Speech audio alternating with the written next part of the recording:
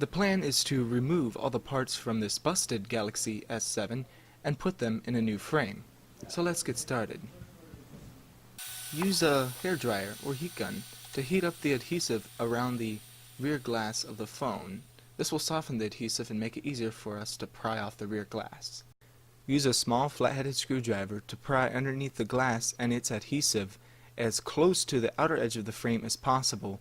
Only pry at the areas that have already been heated by your heat gun. Use a plastic pick or wedge to pry up the glass away from the frame.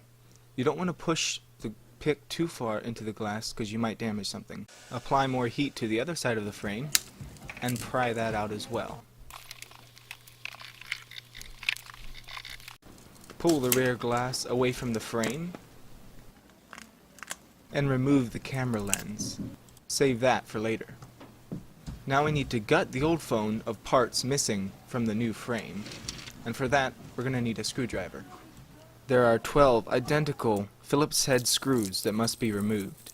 Remove the wireless charging module with your fingernails. It simply snaps out. The upper guard and speaker assembly come out without any trouble. Disconnect the battery connector first, so when you're removing the other connectors, nothing shorts out. As you can see, the frame I bought on eBay already came with the battery, the charging assembly, the vibrator, and some sensors, so I'm only going to remove from the old phone what's not in the new frame.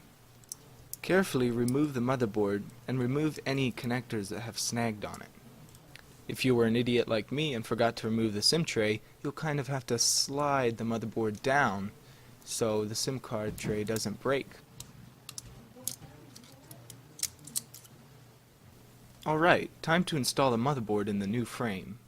Oh, and remember, the SIM card needs removed on this thing too.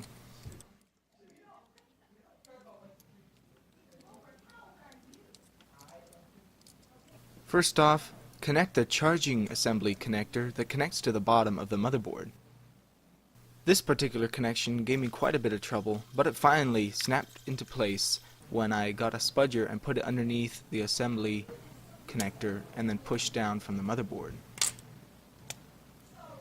You'll know you've got it connected properly when you can lift up on the motherboard and the connector moves with the motherboard.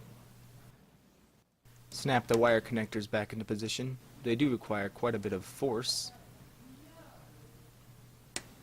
All the other connectors should be easy, coming together with resounding snaps. Alright, time to install the speaker assembly. It has two little connections on the bottom which correspond to two little connections on the motherboard. Slide it in from the top so the little hooks on the speaker assembly hook into the frame. The connection between the speaker assembly and the motherboard is maintained by a screw. Connect the battery to the motherboard, and now, for the moment of truth. Will this thing turn on? Yep, it does. Install the wireless charging module. Make sure that everything is lined up correctly before you apply any force. It should just snap into place. The upper guard is the last thing to go into place. Just hook its little hooks underneath the frame and it should snap in. Remember that little lens cover we pulled from the rear glass? Clean it well with a lint-free cloth before putting it back in its place. There will be adhesive on the new rear glass that will keep it from wiggling around. Remove any adhesive junk stuck to the rear frame before applying the glass.